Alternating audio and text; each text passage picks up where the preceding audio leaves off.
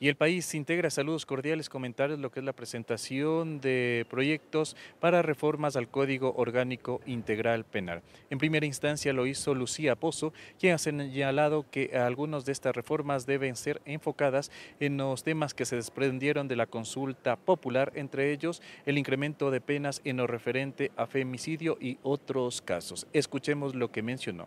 Mi calidad de haber sido vicepresidenta de la Comisión Multipartidista, realizamos varias reformas que estaban encaminadas a toda la temática de la consulta popular dentro del Código Integral Penal. Sin embargo, varios delitos que están tipificados en esta norma se quedaron por fuera del ámbito de la consulta. Por ejemplo, el femicidio. Por ejemplo, el robo con resultado de muerte, por ejemplo, la pornografía con utilización de niños y niñas, que son delitos que se quedaron fuera de esa modulación, fuera de la proporcionalidad que se ha incrementado en las penas. Entonces, en aras de generar un equilibrio dentro de la normativa penal, estamos proponiendo incrementos de penas en delitos como estos, de los que se quedaron por fuera de la consulta popular. ¿De cuántos a cuántos años? Por ejemplo, en el caso del femicidio creo que es el ejemplo mejor que puedo poner. Seguimos teniendo un resultado de muerte, hay especificidades respecto al tema del femicidio y sigue siendo en la actual norma vigente de 22 a 26 años. Entonces tenemos que ajustar la normativa a 26 a 30 tal como se consideró dentro de la consulta popular los temas como asesinato que tienen causa de muerte. Entonces no puede ser el femicidio tener una pena menor cuando los otros delitos con resultado de muerte, como también por ejemplo el robo con resultado de muerte que no estaba contemplado dentro de la consulta, sigue siendo de 22 a 26. Entonces los estamos equiparando a los 26 a 30 aprobados por la Asamblea Nacional luego del proceso de la consulta popular. De la misma manera, se está ajustando, me parece que es de 19 a 22 años, era una pena menor, pero hemos ido progresivamente haciendo el análisis de todas estas otras tipologías y delitos y de la penología que se está aplicando ahora para poderla ajustar definitivamente a las nuevas normas y a la rigidez, ¿no? A la rigurosidad de las penas como se había contemplado después de la consulta. No podemos tener una normativa que solamente en materia de consulta popular haya sido más rigurosa y otros delitos queden por fuera de esa regulación. ¿Y cuándo se trataría, tomando en cuenta que la Asamblea también ya tiene poco tiempo? Sí, yo voy a hacer un pedido específico y especial porque el tema de la consulta popular se trató de una manera muy ágil y expedita en razón de los 60 días que se manifestaban para el tratamiento luego de la creación de esta comisión especializada ocasional. Entonces, estos temas no pueden quedar por fuera. Debemos regularizar, equiparar, equilibrar la normativa penal y ya el documento lo vamos a ingresar el día de hoy. Vamos a pedir que tanto el Consejo de Administración Legislativa y la Unidad Técnica Legislativa le den un trámite ágil para poder tener una normativa legal en materia penal adecuada. ¿Que se trate en estos 6 meses restantes? Yo esperaría que sí. Tenemos que hacer todos los esfuerzos, más allá de que sea yo quien lo presenta o cualquier otro legislador, para adecuar la normativa penal y que sea una normativa equilibrada y que esté al servicio de los operadores de justicia. Quiero aprovechar para consultarle sobre otro tema. La Comisión de Participación ha dicho que el acuerdo del gobierno con el Fondo Monetario Internacional es inconstitucional e inconveniente para el país, e incluso de ahí se podría derivar un posible juicio político al ministro de Economía, Juan Carlos Vega.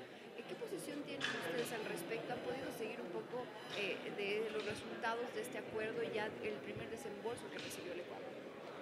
Mire, dentro de la Comisión de Transparencia hemos abordado la temática del acuerdo del Fondo Monetario Internacional.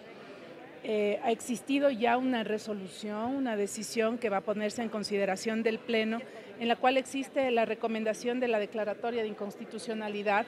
Nosotros como Asamblea Nacional no tenemos la calidad tampoco de decir si firma o no el Estado ecuatoriano un acuerdo de esta naturaleza. Y también otra de las recomendaciones ha sido el enjuiciamiento político al ministro Vega. Yo fui la única asambleísta que se abstuvo en esa votación y motivé mi voto porque, en primer lugar, creo que más allá de que nuestra función es fiscalizadora, tenemos que entender que en estos 6 meses es imposible generar soluciones a problemas que nos han causado gobiernos desde hace muchísimos años. que sí, no comparto las condiciones del Fondo Monetario Internacional, pero evidentemente el país ahora ha generado una suerte de crédito para poder absolver y resolver sobre ciertos problemas que tenemos. Me parece que el ejercicio de fiscalización debe ingresar cuando sepamos en dónde se invierte y la calidad de la inversión y cómo se ha podido manejar esos recursos en beneficio de la gente. Ahí debemos entrar nosotros a resolver sobre la fiscalización. Todavía esos recursos no han sido invertidos. ¿Qué podemos fiscalizar al respecto? Yo particularmente no voy a entrar en la disputa de te enjuicio a los tuyos, me enjuicias a los míos y en una suerte de juicios políticos que no van a terminar en la Asamblea. Aquí tenemos que dedicarnos a resolver problemas importantes, urgentes de país y yo insisto, no voy a caer en esa provocación absurda de una disputa estéril, absolutamente estéril, que no le trae nada positivo al país. ¿Qué podría derivar de este informe? La Asamblea Nacional no tiene ninguna posibilidad de bajarse del acuerdo, de echar abajo el acuerdo, no tiene nada, o sea, tendría que pronunciarse el pleno como tal y ya. Para mí sí, entonces la declaratoria y la insistencia de enjuiciar penalmente a 1, 2, 3, 10 ministros, por favor, o sea, me parece absurdo. Yo creo que no estamos en la Asamblea para eso. Con mi voto no voy a avalar aquello. Creo que necesitamos dejar ya. Esos fondos se invierten, la Asamblea no puede hacer nada respecto del tema, que se inviertan bien. Y sobre esa inversión en un momento adecuado, por supuesto, ejercer una tarea de fiscalización. La Asamblea Nacional no puede decirle al gobierno ecuatoriano si puede o no suscribir un tratado de esta naturaleza, un SAF, como es el caso del acuerdo con el Fondo Monetario Internacional. No tenemos esa posibilidad. Lo que sí podemos es fiscalizar sobre los recursos y la calidad de la inversión de esos recursos. Lo que está sugiriendo el informe es la inconstitucionalidad. Y entonces, de acuerdo a ello, no será la Asamblea quien resuelva si es que en el mejor de los casos esto tendrá que pasar a la Corte Constitucional. No, porque el gobierno tiene plena facultad de suscribir este tipo de convenios. Para mí así lo es, por esa razón mi abstención. De la misma manera lo hizo Jorge Peñafiel en lo referente a los controles de velocidad que se hacen en algunas provincias del país y precisamente lo que está pasando hoy en Quito. Ha dicho que este tema debe ser analizado y que debería haber en primera instancia sanciones, más no la prisión, que tal como se está estipulando aquí en la capital. Esto fue lo que mencionó. Para nosotros es muy grato informarle a la prensa y a la ciudadanía que el Movimiento Construye, la bancada de los asambleístas del Movimiento Construye y la organización Movimiento Construye, acabamos de presentar una propuesta de reforma legal al artículo 386 del Código Orgánico Integral Penal relacionado a las sanciones por exceso de velocidad que han sido noticia en los últimos días en el Ecuador.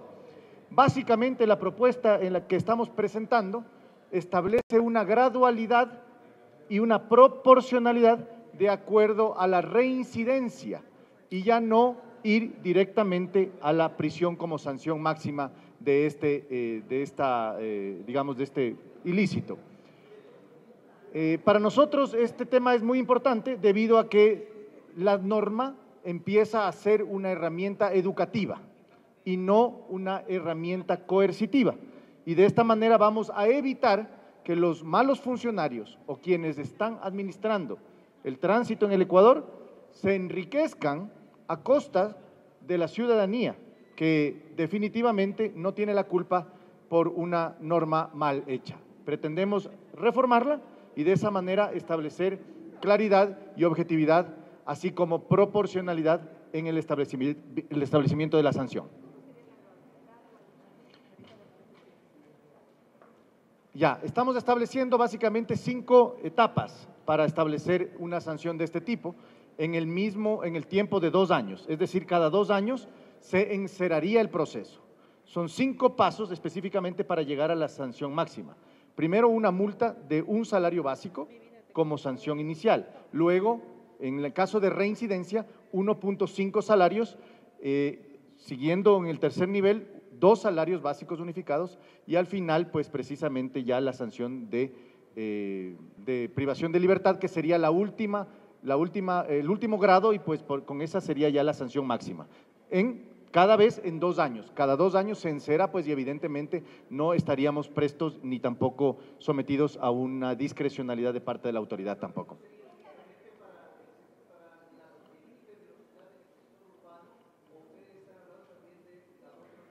No, es específicamente para el sector urbano y específicamente respecto de lo que ha sido noticia en los últimos días, ¿no?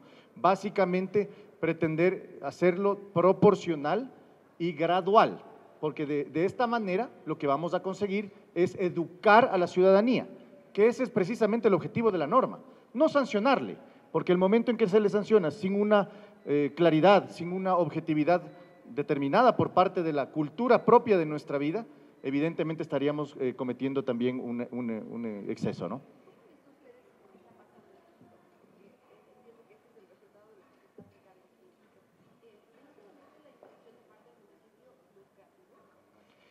Nosotros vemos que existe un interés de molestar a la ciudadanía a través precisamente de el cobro de recursos económicos para financiar cierto nivel de ineficiencia de la administración de tránsito en el país, así como también causar o generar una sanción absolutamente innecesaria cuando se está recorriendo la ciudad a más de 60 kilómetros por hora. Sí, es bajo y todo el mundo lo comprende de esa manera, pero hay que educar a la ciudadanía de la misma manera, porque tampoco es correcto que se le permita de manera indiscriminada poder, digamos, recorrer la ciudad a más de 60 kilómetros por hora, ¿no?